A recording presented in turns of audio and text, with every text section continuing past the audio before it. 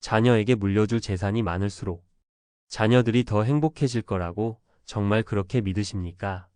여기 평생을 바쳐 1,000억 원대 자산을 일군 한 아버지가 있었습니다. 그는 자녀 한 명에게 사업에 필요한 최소한의 재산을 물려주고 나머지는 모두 사회에 환원한다는 숭고한 뜻을 유언장에 남겼습니다. 하지만 그의 깊고 따뜻했던 마음은 그가 남긴 돈 앞에서 차갑고 처참하게 무너져 내렸습니다. 잠시 후 이 1,000억 원의 유산이 어떻게 한 가정을 파멸로 이끌었는지, 그리고 나와는 전혀 상관없을 것 같은 부자의 이야기를 왜 평범한 우리들도 꼭 귀 기울여 들어야 하는지, 그 이유를 낱낱이 파헤쳐 보겠습니다. 앞서 말씀드린 1,000억 원대 자산가의 이야기는 실제로 한 언론 보도를 통해 알려진 사건입니다. 아버지가 세상을 떠나자마자 상속에서 제외된 자녀들이 즉각 유언장의 효력을 문제 삼으며 법정 소송을 제기했습니다. 결국 형제들은 서로를 비난하는 원수가 되었고, 아버지가 지키고 싶었던 가족이라는 울타리는 산산조각이 났습니다. 어쩌면 이 이야기를 들으시면서 우리는 재산이 얼마 안 되니 괜찮아 라고 생각하실지도 모르겠습니다. 하지만 현실은 우리의 생각과 너무나도 다릅니다. 한 앵커 리포트에서는 충격적인 통계를 전했습니다. 법원에 접수된 상속 재산 분쟁, 즉 가족 간의 재산 싸움이 지난 8년 사이 무려 4배나 급증했다는 겁니다. 과거에는 재벌이나 부유층이 특별한 이야기로 여겨졌던 상속 소송이 이제는 우리 주변의 평범한 중산층 가정으로 빠르게 번지고 있습니다. 가장 큰 원인은 바로 폭등한 부동산 가격입니다.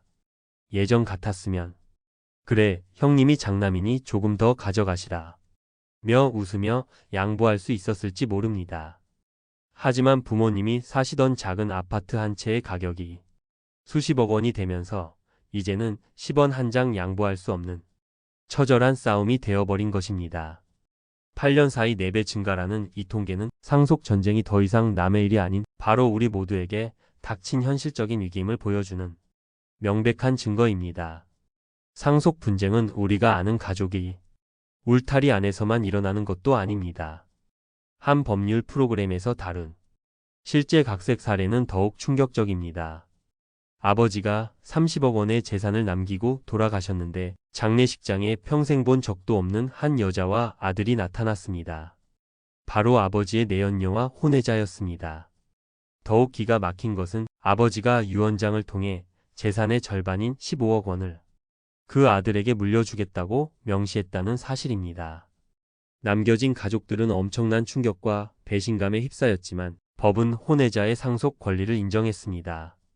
피상속인의 숨겨진 관계는 남은 가족에게 돈으로는 계산할 수 없는 깊은 상처와 평생의 트라우마를 남깁니다.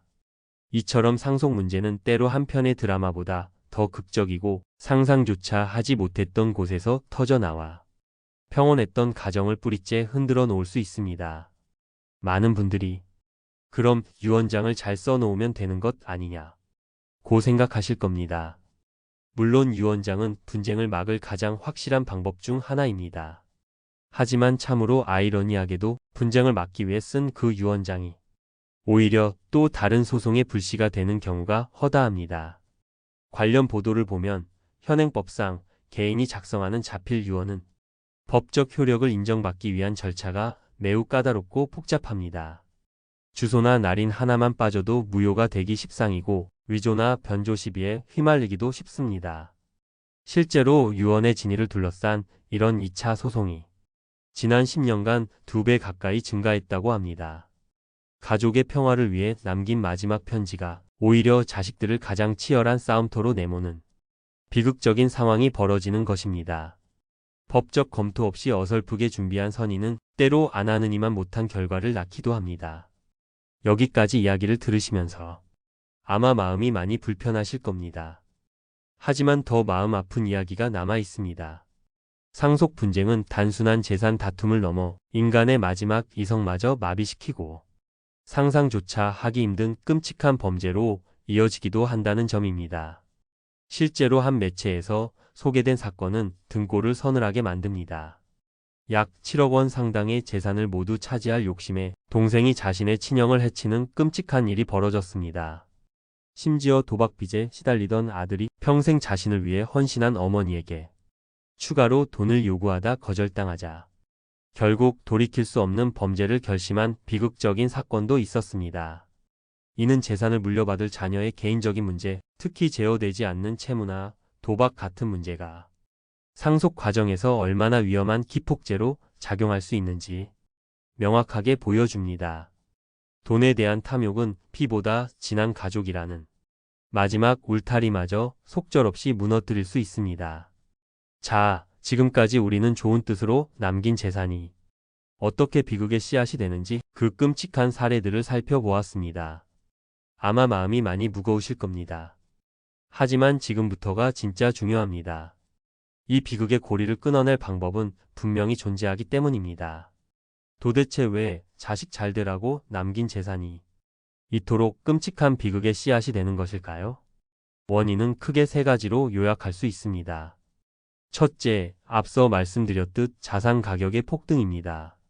너무 커져버린 재산의 가치 앞에서 자녀들의 이성과 양보, 타협의 여지가 사라져 버린 것입니다. 둘째, 가족 간의 대화가 절대적으로 부족했습니다. 우리 문화는 여전히 부모님 앞에서 재산 이야기를 꺼내는 것을 금기시하는 경향이 있습니다. 부모는 재산에 대해 언급하기를 꺼리고 자녀들은 물어보는 것을 불효라 생각하는 그 침묵 속에서 오해와 불신 그리고 의심만이 눈덩이처럼 불어나는 것입니다. 셋째, 공정함에 대한 시대적 기준이 변했습니다. 과거에는 장남에게 재산을 더 물려주는 것을 당연하게 여기는 가부장적 분위기가 있었지만 이제 자녀들은 법이 보장하는 최소한의 상속 권리인 유류분까지 철저하게 계산하며 자신의 몫을 주장합니다. 시대가 변했고 사람들의 생각도 변했습니다. 그렇다면 이 비극을 막기 위해 우리는 무엇을 해야 할까요? 모든 전문가가 이구동성으로 강조하는 첫 번째 해법은 바로 가족 간의 충분한 대화입니다. 돈 이야기가 아니라 마음을 나누는 시간입니다. 재산의 규모와 상관없이 자녀들이 모두 모인 자리에서 우리 가족의 재산 목록과 그 분배에 대한 부모님의 생각을 솔직하고 담담하게 이야기해야 합니다. 왜 그렇게 재산을 나누려고 생각하는지, 각 자녀에 대한 부모의 마음은 어떤 것인지, 어떤 기대를 가지고 있는지 진솔하게 설명하는 과정이 반드시 필요합니다. 이 시간은 돈에 대한 이야기가 아니라 가족의 역사를 되짚어보고 서로의 상처와 사랑을 확인하는 소중한 시간이 될 것입니다. 우리 집은 괜찮을 거야. 라는 막연한 기대 대신 우리 다 같이 모여 이야기 한번 해보자. 고 말하는 그 용기, 그것이 비극을 막는 가장 위대한 첫걸음입니다. 마음을 나누셨다면 이제 그 소중한 뜻을 법적으로 명확하고 안전하게 만들 차례입니다. 앞서 보셨듯이 어설픈 자필 유언장은 오히려 더 큰 분쟁의 불씨가 될 수 있습니다. 조금 비용이 들더라도 공증 사무소에서 작성하는 공정증서 유언이나 법률 전문가의 조력을 받아 가장 확실한 방법을 선택하는 것이 현명합니다. 이 과정에서 반드시 현실적으로 고려해야 할 것이 바로 유류분 제도입니다. 아무리 부모의 재산이라 할지라도 법은 자녀들에게 최소한의 상몫을 보장하고 있습니다. 만약 특정 자녀에게 모든 재산을 물려주겠다는 유언을 남긴다면 이는 다른 자녀들의 유류분 반환 청구 소송을 유발하는 기폭제가 될 뿐입니다. 나의 선한 의지가 법의 테두리 안에서 어떻게 해석될 수 있는지 반드시 전문가와 상의해야 합니다. 마지막으로 우리가 자녀에게 물려줄 것이 과연 재산뿐인지 깊이 고민해봐야 합니다.